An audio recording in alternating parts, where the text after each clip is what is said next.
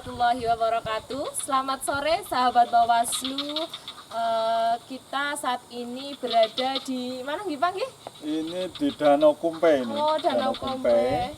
Satu wilayah di Kabupaten Banyumas dan merupakan satu destinasi yang cukup diminati oleh warga masyarakat karena ini indah sekali ya. Di pegunungan ada sebuah danau yang indah, kemudian juga sejuk sekali Mbak Rizka. Bagi sahabat Bawaslu yang dimanapun berada ya Pak, Betul bisa sekali. menikmati ke sini, bisa Betul main-main sekali. ke sini khususnya untuk warga Banyumas ya Pak yang Warga belum pernah Banyumas ke yang sini, belum pernah. apalagi di bulan Ramadan seperti ini bisa ngabuburit, bisa Betul mengajak sekali. pacar, saudara atau siapapun ya Pak ya. Iya, betul Ya, sekali. tapi untuk kali ini kita dalam Bawor kali ini kita akan membahas mengenai perbedaan sengketa proses pemilihan dan sengketa proses pemilu. Iya. Marilah kita duduk terlebih dahulu Pak. Iya, kita Biar duduk dulu, ngobrolnya lebih santai, dan lebih lebih luas ya Pak lebih ya. luas. Iya. Monggo, Mbak Rizka. Sahabat Bawaslu, sore hari ini kita akan membahas mengenai tema perbedaan penyelesaian sengketa proses pemilihan dan sengketa proses pemilu. Sebelum masuk ke tema nggih Pak nggih, Iya. Saya sebenarnya ingin bercerita tentang pengalaman saya terlebih dahulu. Oh, iya. Dulu itu saya itu tidak tahu itu loh Pak, apa sih sebenarnya perbedaan antara pemilu dan pemilihan. Saya itu tahunya hanya datang ke TPS untuk mencoblos saja gitu, Iya. nggak tahu itu apa pemilu, apa itu pemilihan kayak gitu Pak. Bisa dijelaskan terlebih dahulu apa itu sebenarnya pemilu dan pemilihan, perbedaannya itu di mana? Iya, baik Mbak Rizka dan sahabat Bawaslu dimanapun siaran ini bisa dinikmati ya. Kalau pemilu itu berarti mengacu kepada pemahaman itu pemilihan presiden, wakil presiden dan pemilihan legislatif ya, seperti itu. Kalau kemudian istilah pemilihan atau juga disebut dengan pilkada itu adalah pemilihan gubernur, wakil gubernur, kemudian bupati, wakil bupati, wali kota, wakil wali kota ya. Jadi kalau pilkada itu dia bersifat regional ya, kedaerahan. Kalau pemilu itu skalanya lebih luas yaitu nasional, Mbak Rizka. Perbedaannya di itu. Kalau Perbedaannya pemilu di itu presiden, wakil presiden dan legislatif. legislatif. Iya. Kalau pemilihan Berarti mengacu kepada pemahaman pemilihan gubernur, wakil gubernur, bupati, wakil bupati, dan wali kota atau wakil wali kota. wali kota. Ya, berarti kalau di dalam pemilu ataupun pemilihan itu kan pasti di tahap-tahapannya itu pasti ada tragedi-tragedi ya Pak ya. Seperti halnya sengketa kayak gitu ya Pak Iya, ya. betul. Iya. Sengketa sendiri itu apa sih Pak? Setahu saya itu kalau orang-orang desa pasti taunya itu sengketa sengketa tanah atau sengketa hati kayak gitu iya. loh ya Pak ya. Iya. Begitu bisa Iya. enggak di Ya baik, ya. Jadi yang dimaksud dengan sengketa dalam konteks pemilu maupun pemilihan, Mbak Rizka, itu adalah sebuah perselisihan ya, yang itu diakibatkan oleh diterbitkannya SK atau berita acara oleh KPU ya. Kemudian juga itu disebabkan karena ada pihak yang dirugikan secara langsung ya.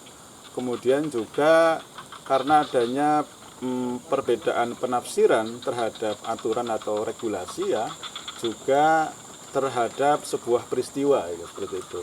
Satu peristiwa dipahami secara berbeda oleh peserta pemilu atau pemilihan, itu bisa mengakibatkan atau bisa diselesaikan dengan proses penanganan sengketa gitu. Jadi Mbak Rizka, di dalam peraturan Bawaslu itu disebutkan bahwa sengketa itu diakibatkan ya oleh karena diterbitkannya atau ditetapkannya ya surat keputusan dari KPU ya. Kemudian yang kedua adalah karena ada pihak yang merasa dirugikan secara langsung gitu. Berarti yang seperti yang dijelaskan Bapak tadi ada perbedaan antara pemilu dan pemilihan ya, Pak. atau Pasti yang jelas itu dasar hukumnya pasti berbeda ya Pak ya. Tentu saja berbeda, Mbak Rizka. Dasar hukum yang melandasi sengketa proses pemilihan maupun pemilu itu apa Pak? Ya. Perbedaannya? Jadi kalau berbicara regulasi tentu ada perbedaan antara pemilu ya di satu sisi dan pemilihan atau pilkada ya. Kalau pemilu itu tentu secara undang-undang kita mengacu kepada Undang-Undang 7 tahun 2017 tentang pemilu ya. Kemudian kalau peraturan Bawaslu-nya atau sering kita sebut dengan Perbawaslu itu nomor 5 tahun 2019 ya kan. Kalau pemilihan atau pilkada Mbak Rizka dan sahabat Bawaslu semuanya itu mengacu kepada Undang-Undang nomor 10 tahun 2016 ya yang mengatur tentang pilkada. Kemudian kalau peraturan Bawaslu-nya atau Perbawaslu-nya itu kita mengacu kepada Perbawaslu nomor 2 tahun 2020. Iya. Itu jadi memang berbeda Mbak Rizka ya. Dengan dasar hukum yang berbeda ya Pak, pasti tata cara penyelesaian sengketa prosesnya itu pasti berbeda nih Pak. Mekanismenya itu bagaimana Pak? Tentu saja basisnya berbeda, sumbernya berbeda, juga ada perbedaan di antara keduanya. Jadi Mbak Rizka dan sahabat Bawaslu ya, ini satu-satu dulu ya. Jadi kita bicara yang pertama adalah pemilu ya, yang mengacu kepada Undang-Undang nomor 7 tahun 2017, kemudian peraturan Bawaslu nomor 5 tahun 2019 itu sengketa itu diselesaikan ya dengan dua cara ya. Dua cara. Ya, itu tadi saya sedikit saya sampaikan kembali bahwa sengketa itu adalah perselisihan ya antara penyelenggara dengan peserta ya, dan antara peserta dengan peserta yang diakibatkan oleh yang pertama adalah karena diterbitkannya surat keputusan dari KPU, misalnya yang mengatur masalah penetapan pasangan calon, baik itu calon presiden misalnya atau kemudian calon anggota legislatif ya. Kemudian yang kedua, atas diterbitkannya surat keputusan itu ada pihak yang merasa dirugikan secara langsung gitu Mbak Rizka.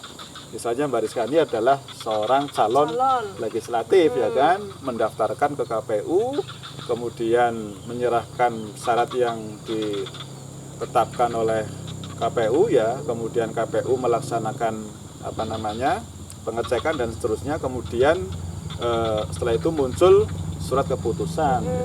Misalnya Mbak Rizka sebagai pihak yang sudah mendaftar ya calon, kemudian ternyata di surat keputusan itu tidak diloloskan.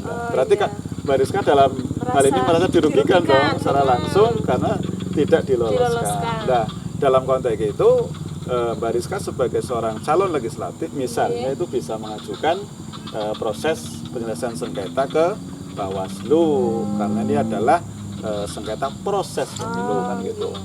Nah, kemudian kembali tadi ke proses penanganan sengketa di pemilu itu dengan dua cara ya atau dua metode. Yang pertama adalah dengan proses mediasi, Mbak Rizka.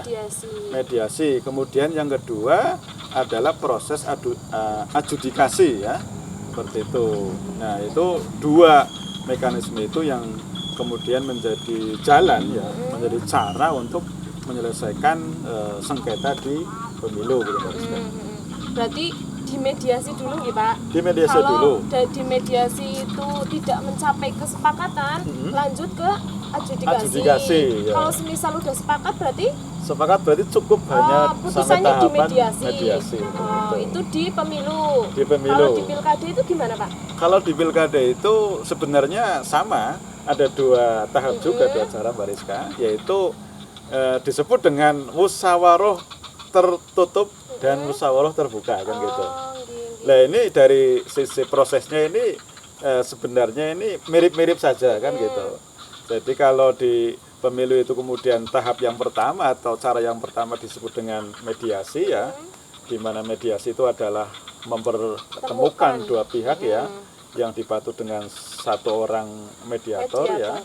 Kemudian yang kedua, kalau di pemilihan atau di pilkada itu ada istilah musyawarah tertutup. Sama prosesnya.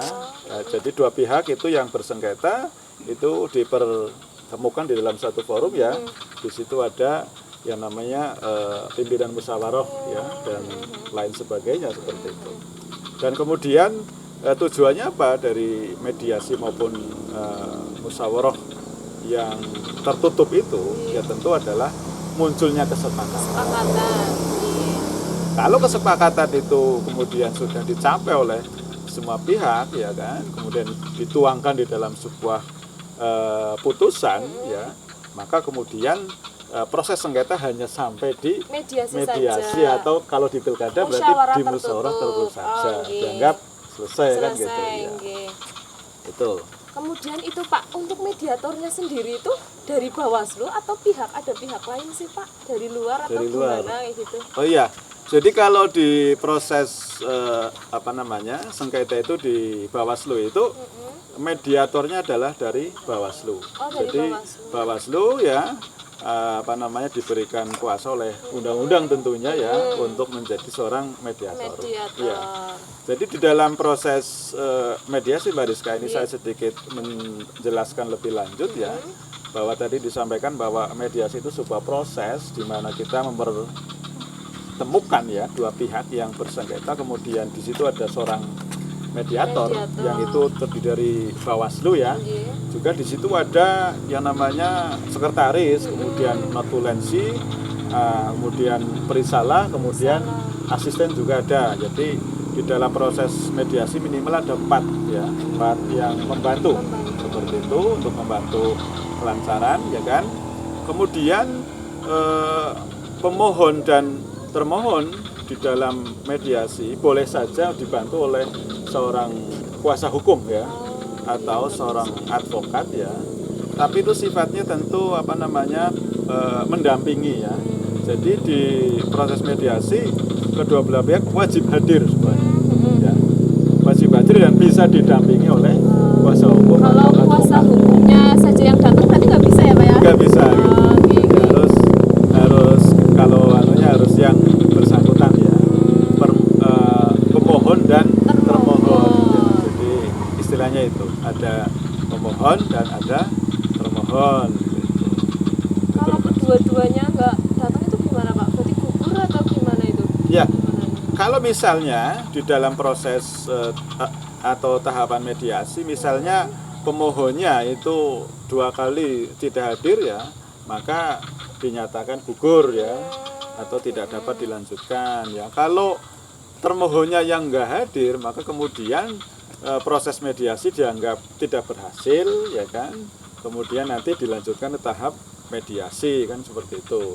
Atau misalnya di dalam proses mediasi itu si termohon sudah memenuhi permohonan si pemohon ya kan, Si termohon sudah memenuhi permohonan pemohon, iya. maka itu sudah Udah selesai. manut lah ya ibaratnya, mintanya pemohon apa Mintanya gitu. apa kemudian atas dasar sebuah proses di mediasi kemudian oke lah, nah itu sudah selesai, berarti cukup sampai di dalam tahap mediasi, nggak sampai harus ke adjudikasi.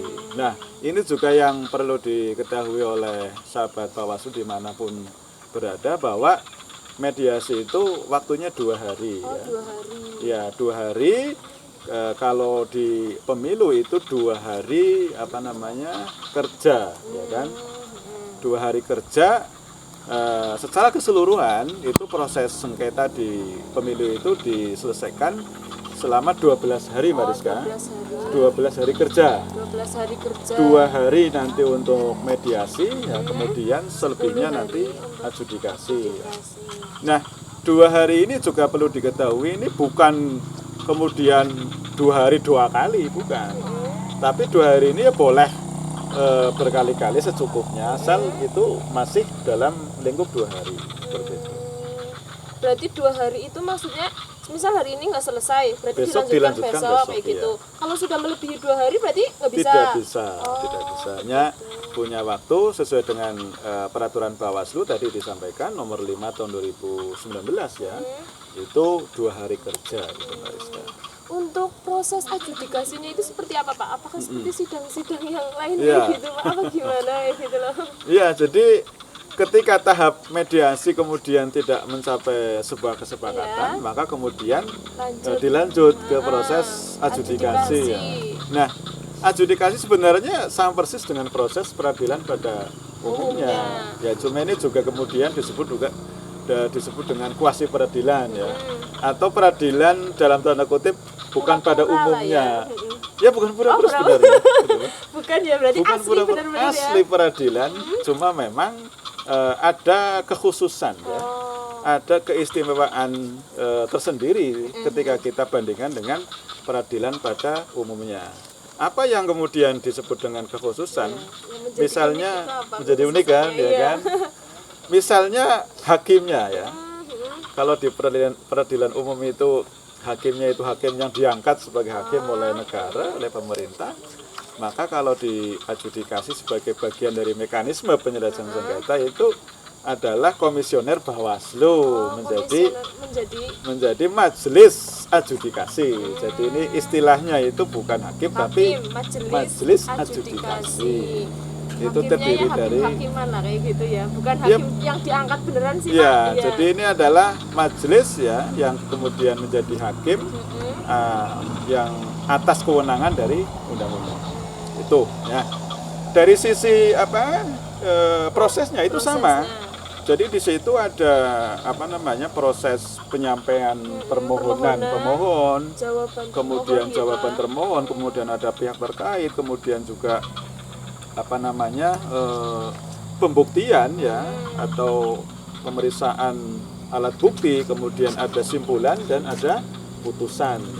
Jadi sama persis dengan proses-proses yang ada di peradilan pada umumnya ya kan. Nah, kemudian saya kembali lagi sedikit.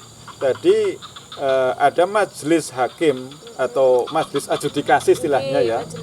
Majelis adjudikasi yang itu terdiri dari para komisioner di Bawaslu.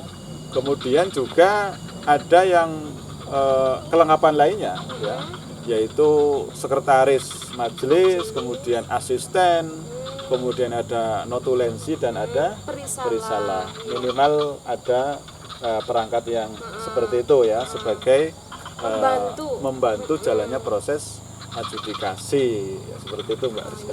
Jadi yang seperti Bapak jelaskan terkait 12 hari kerja dan 12 hari kalender itu maksudnya gimana ya Pak? Ya, jadi dalam menyelesaikan proses sengketa ya di pemilu ya sesuai dengan Perbawaslu nomor 5 tahun 2019 itu harinya adalah 12 hari kerja kan gitu. Hari kerja. Kalau di pemilihan atau pilkada itu 12 harinya hari kalender. Gitu. Hari kerja berarti maksudnya Senin sampai Jumat saja. Senin sampai Jumat, misalnya kalau Senin, Selasa, Rabu, Kamis, Jumat 5 hari. 5 hari, ya kan? Nanti Seninnya lagi 6 ya. Gitu. Berarti Sabtu dan Minggu tidak dihitung. Sedangkan kalau hari kalender itu berarti ya Sabtu, semuanya Minggu. kan. Kalau misal tanggal merah itu gimana Pak?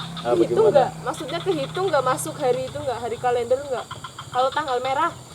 Ya berarti masuk kehitung. Tetap kehitung. Kehitung. Ya sebab kalau tadi disampaikan kalau hari kerja berarti Senin sampai Jumat saja. Atau misalnya ada daerah atau Pemda yang menyatakan Sabtu hari kerja ya berarti sampai Sabtu kan.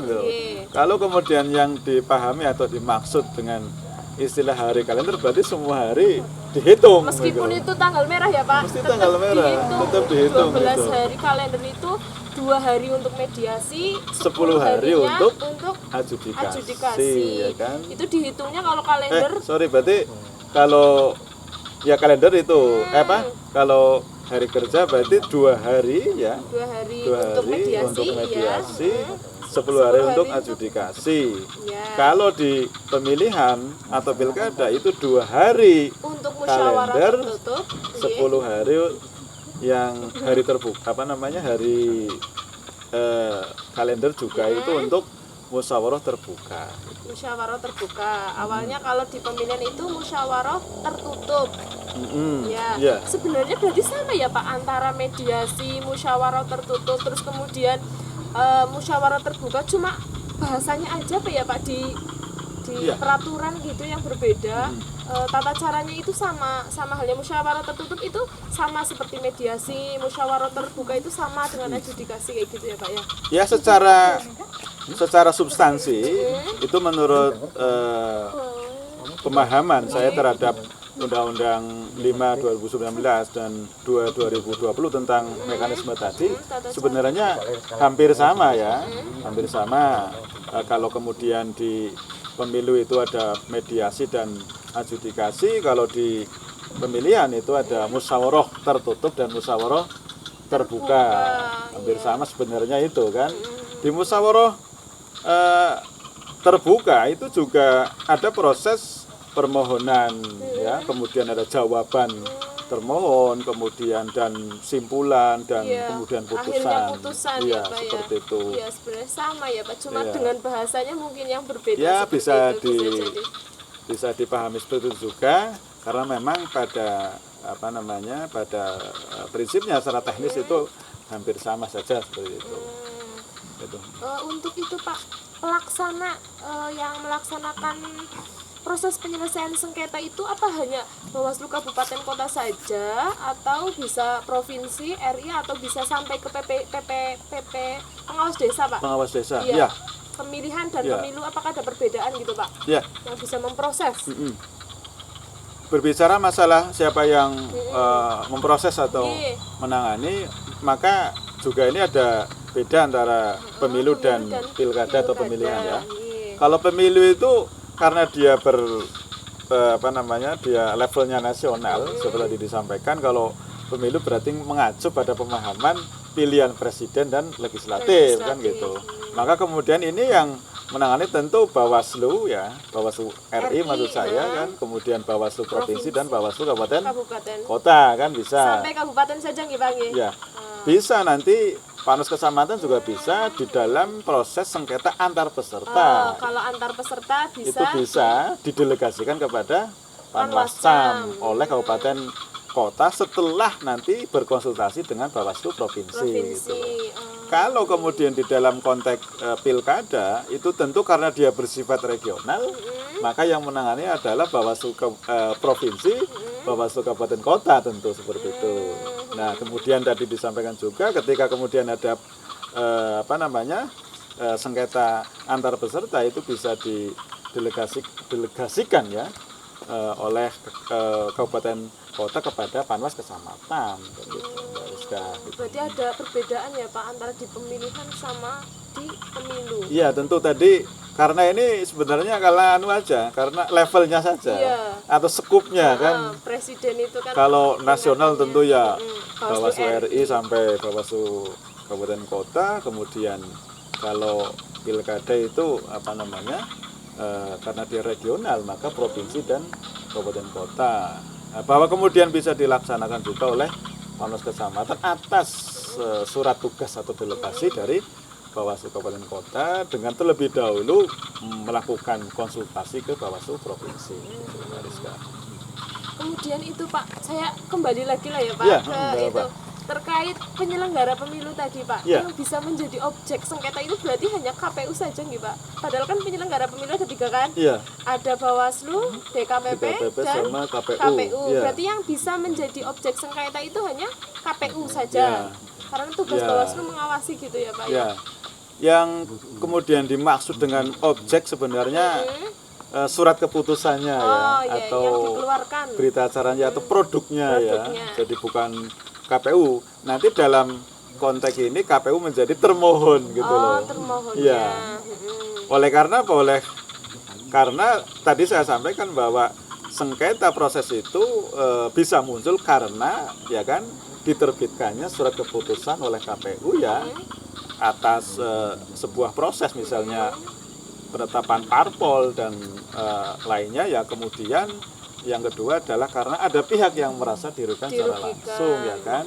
Kemudian ketika bicara masalah sengketa antar peserta, maka kemudian itu karena perbedaan tafsir terhadap regulasi.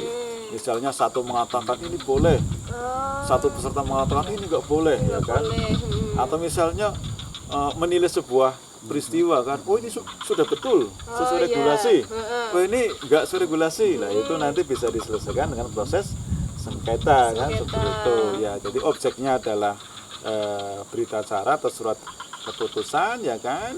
Kemudian dalam hal ini tentu yang menjadi termohon di dalam konteks sengketa penyelenggara dengan peserta, maka KPU sebagai termohon. Kalau di dalam sengketa antar peserta, tentu peserta dengan peserta, saja, iya kan? tidak melibatkan penyelenggara. Iya kan, seperti itu misalnya. Iya, misalnya saya contohkan, apa sih contohnya misalnya sengketa antar peserta, ya apa namanya? Misalnya dalam konteks alat peraga kampanye misalnya kan, misalnya Mbak Rizka dan saya sebagai calon misalnya sama-sama diberikan kesempatan untuk berkampanye di satu lokasi dan hari yang sama, cuma waktunya berbeda.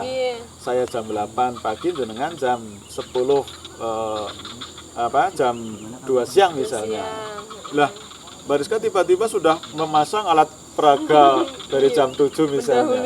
Padahal bukan waktunya Sebenarnya waktunya. Iya, ya sama kan? satu Satu hari satu tempat. Beda jam. Ya, beda jam itu kan nanti kan saya bisa mengatakan Mbak Rizka salah.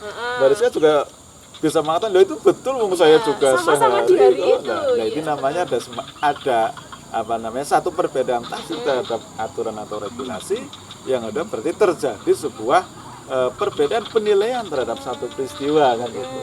Ya, ini apa namanya sedikit tentang sengketa antar peserta ya kan. Tadi disampaikan juga, sudah saya sampaikan bahwa memang ada perbedaan antara apa namanya sengketa proses di pemilu dengan sengketa proses di tahapan pilkada tadi ya. Ada kalau di pemilu ada mediasi ya, adjudikasi, kemudian kalau di pilkada ada musyawarah tertutup dan musyawarah terbuka kan seperti itu. Nah, kemudian yang lebih penting lagi nih Mbak Rizka dan pemirsa ya, sahabat Bawaslu, sahabat Bawor, tentang status atau sifat putusannya nih, ya kan? Ending dari adjudikasi itu kan putusan ya Pak ya? Putusan deh, ini sifatnya seperti apa? Ini juga penting diketahui oleh semua pihak tentu ya. Kalau di pemilu kemudian ada proses adjudikasi, maka sifat putusannya adalah final dan mengikat gitu. Final dan mengikat. Berarti apa? Sudah selesai ya kan? Dan kemudian mengikat semua pihak ya kan? Mengikat pokoknya apa? Semua pihak harus tunduk terhadap putusan tersebut ya. Nah, ini dikecualikan ini Mbak Rizka. Dikecualikan dengan 3 hal ya. Ini perlu saya sampaikan bahwa di dalam putusan adjudikasi pemilu atau sengketa proses pemilu itu sifatnya final dan mengikat kecuali dalam 3 hal. Ya, 3 hal itu apa Pak? Nah, yang pertama itu adalah terhadap putusan penetapan partai politik sebagai peserta pemilu kan. Yang kedua itu penetapan calon legislatif ya kan. Kemudian yang ketiga adalah penetapan paslon. Nah, terhadap 3 hal ini bisa ketika kemudian tidak menerima, tidak puas dengan putusan dari Bawaslu atau dari Majelis Adjudikasi, maka bisa mengajukan koreksi ya. Koreksi ke Bawaslu RI ya. Kemudian kalau kemudian koreksi juga masih belum puas, maka bisa kemudian melanjutkan ke itu apa namanya ke TUN ya, tun di Pengadilan Tata Usaha Negara gitu.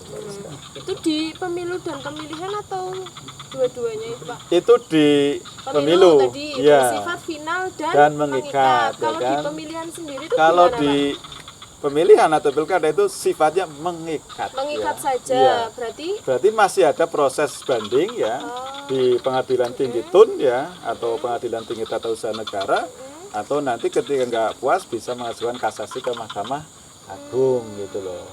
Nah, ini juga hal yang penting diketahui oleh pihak yang tentu berkepentingan seperti itu, bahwa kalau putusannya proses sengketa di pemilu itu bersifat final dan mengikat, dikecualikan 3 hal yang tadi saya sampaikan ya.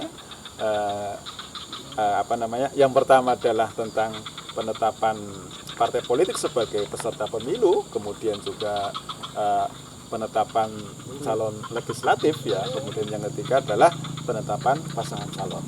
terhadap ini ketika tidak puas maka bisa dilakukan koreksi ke Bawaslu RI, kemudian juga bisa dilakukan ke banding ke Pengadilan Tata Usaha Negara.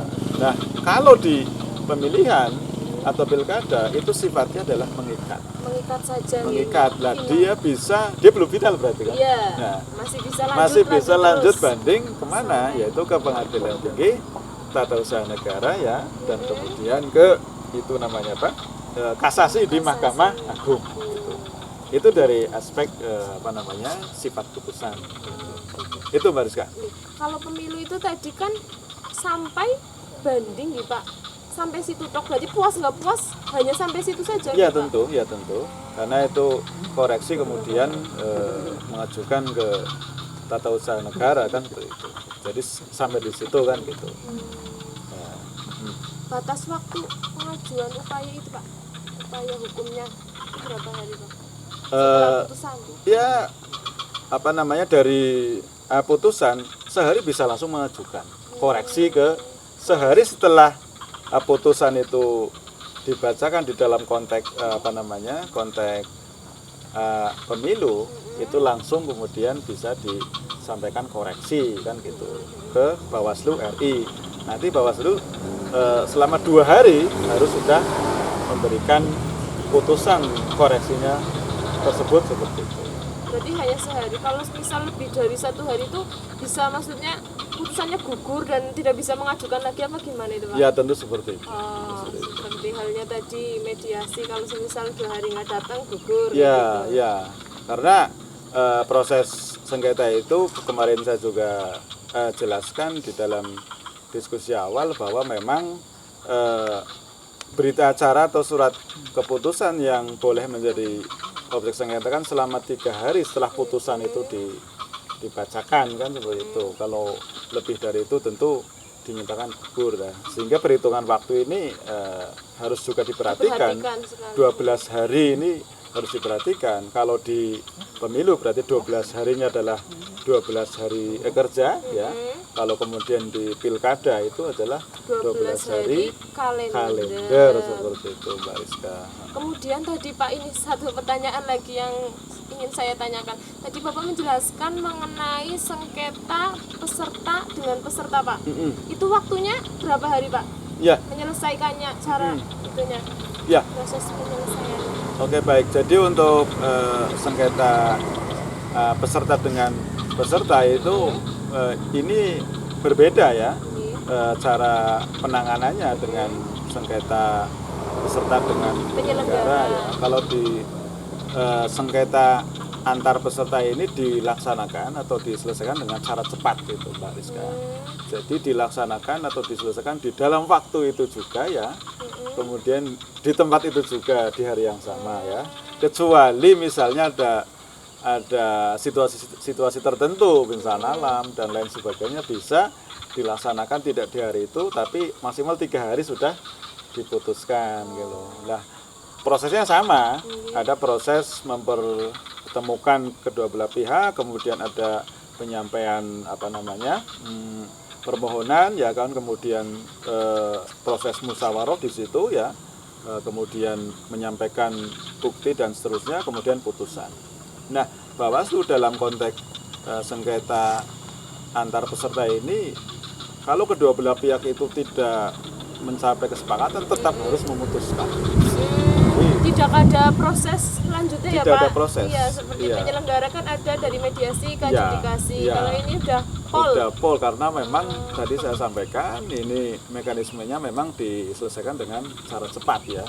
Karena biasanya ini berkaitan dengan sebuah peristiwa atau kejadian yang ada di lapangan ya, yang memang harus menuntut untuk diselesaikan dengan cepat seperti itu, biar tidak kemudian menjadi persoalan yang melebar dan itu kemudian tidak produktif atau unproduktif ya. Misalnya tadi saya sampaikan kalau persoalan APK misalnya ya, saya dan jenengan sama-sama calon ya di satu tempat di satu waktu, kemudian ada sedikit perbedaan tafsir terhadap regulasi atau kejadian ya kita selesaikan secara langsung kan, betul kan? ya daripada kita ribut dan seterusnya tentu. Iya. Nah itulah. Masalah sepele ya Iya, Pak, kadang makanya- dibesar-besarkan. Betul, berarti itu. makanya itu diselesaikan dengan cepat. Tentu berdasarkan aturan dan undang-undang yang berlaku sehingga kedua belah pihak itu dapat menerima dan bisa memperoleh rasa keadilan. Nggih, Ya, nggih. keadilan yang sama kan, Pun sama-sama legowo. sama-sama legowo karena prinsip dalam penegakan hukum pemilu ya dalam konteks sengketa tentu adalah yang kita harapkan adanya rasa keadilan ya dari proses yang tentu sesuai dengan prosedur ya dan dilaksanakan dengan atau secara profesional Pak Rizka. Iya Pak, saya ingin bertanya lagi Pak. Rasa ingin tanyanya itu pengen lagi.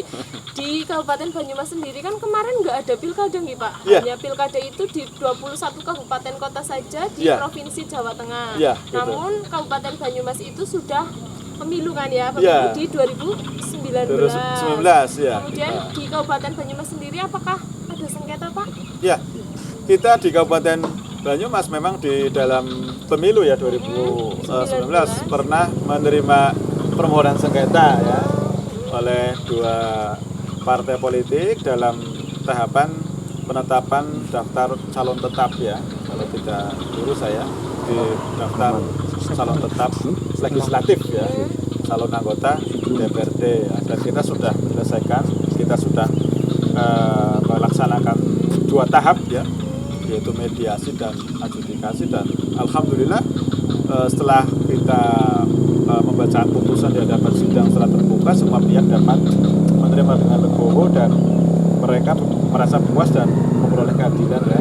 Walaupun misalnya satu pihak tentu permohonannya tidak semuanya harus bisa dikabulkan karena pertimbangan berbagai hal yang itu sudah diproses di persidangan seperti itu. Tapi secara umum mereka mengatakan puas ya dan dia terbukti tidak mengajukan koreksi maupun ke tahap selanjutnya kan itu seperti itu. Alhamdulillah itu ya tentu itu karena kita berupaya semaksimal mungkin dalam penanganan atau penegakan hukum ya khususnya di sengketa itu secara prosedural sesuai aturan dan dilaksanakan dengan profesional ya kan seperti itu Mbak Rizka. Berarti untuk Bawaslu sendiri itu hanya menangani sengketa proses saja gitu Pak? Betul, Ada betul. sengketa-sengketa lainnya Ya, gitu ya? kalau sengketa proses itu di Bawaslu ya. Iya. Nah, kalau sengketa hasil itu di Mahkamah Konstitusi kan Di gitu. Mahkamah Iya. Konstitusi. Iya itu. Jadi kalau proses atau sengketa yang terjadi di dalam tahapan pemilu atau pilkada itu menjadi ranahnya Bawaslu untuk menyelesaikan. Kalau kemudian sengketa hasil atau hasil suara itu kemudian itu diselesaikan di Setelah proses pencoblosan betul gitu, Pak. itu nanti diajukan ke Mahkamah Konstitusi untuk diselesaikan. Yang mengurusi sana gitu Pak. Kita Sana. mungkin hanya menjadi Nah kita pihak Bawaslu itu menjadi pihak pemberi keterangan namanya. memberi keterangan. Pihak pemberi keterangan saja. Ini untuk di samping kita membahas masalah Iya. perbedaan antara sengketa di pemilu dan sengketa di pilkada ya juga tadi disampaikan secara sedikit melebar ke banyak hal. Tentu tujuannya adalah untuk memberikan informasi yang seluas-luasnya kepada berbagai pihak ya, Iya. khususnya tentu yang berkepentingan ya kan untuk bisa memahami perbedaan secara prinsip ya antara penanganan sengketa di pemilu maupun di pilkada. Ya. Undang-undangnya beda, peraturan Bawaslunya beda, mekanismenya beda ya. Kemudian putusannya juga sifatnya berbeda. Ya. Ini harus dipahami oleh semua pihak, khususnya yang berkepentingan ya. Agar apa? Agar ketika nanti kemudian ada sesuatu yang ketidakpuasan di dalam proses tahapan bisa untuk disampaikan ke Bawaslu dan memperoleh keadilan gitu. Sehingga semuanya dapat berlangsung dengan baik ya kan berjalan dengan baik gitu. Begitu menarik ya Pak sebetulnya cerita-cerita kayak gitu. Sebenarnya saya Betul. pengen tanya-tanya lagi, tapi Iya. berhubung ini sudah sore dan menjelang buka Sudah puasa. sore menjelang buka puasa, Jadi, alhamdulillah. barangkali ada closing statement terlebih dahulu untuk sahabat Bawaslu yang Iya, menyaksikan. iya sahabat Bawaslu dimanapun Anda berada, tentu yang pertama saya menyampaikan selamat menjalankan ibadah puasa Ramadan bagi yang menjalankan. Bawaslu di dalam seluruh tahapannya ya selalu kemudian mengacu kepada regulasi yang ada, mengacu kepada peraturan yang ada dan semua yang dilaksanakan dengan tujuan tadi ya dalam konteks sengketa untuk semua pihak memperoleh rasa keadilan dan informasi-informasi seputar bagaimana proses penanganan sengketa ini nanti tiap minggu ya, tiap minggu terakhir ya, setiap bulan akan kita sampaikan. Yang pertama dulu kita diskusi masalah permohonan ya, kemudian hari ini kita bicara masalah perbedaan antara sengketa di pemilu dan sengketa di pilkada ya atau pemilihan. Besok nanti tentu dengan tema yang lain, tapi masih dalam satu fokus yaitu memberikan informasi tentang penanganan sengketa proses di Bawaslu. Itu sahabat Bawaslu dimanapun berada. Terima kasih. Jadi ini setiap bulannya ada ya Pak? Ada setiap bulannya ada nanti Pak Rizka. Sengketa terus Iya, kayak gitu. tentu dengan titik topik yang berbeda. Karena memang proses sengketa itu panjang. Nah, kita penggal-penggal biar lebih bisa memberikan lebih informasi mendalam, ya, yang dalam, ya kan. Kalau misalnya